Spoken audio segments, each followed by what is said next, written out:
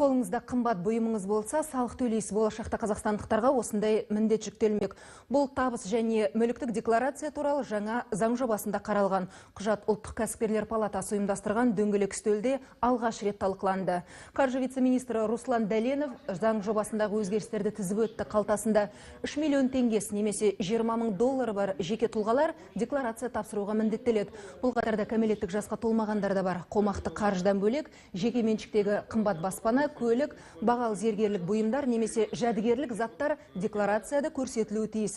Шетел банктеріндегі есеп шоттарда назарға алынады. Бұл өзгеріс 2015 жылдан бастап енгізілмек. Бірінші болып мемлекеттік қызметшілер мен ұлттық компания қызметкерлері ақпарат береді. Ал 2017 жылы барлық тұрғындар осы талапқа бағынады. Ал елемегендерге айыппұл салынбақ.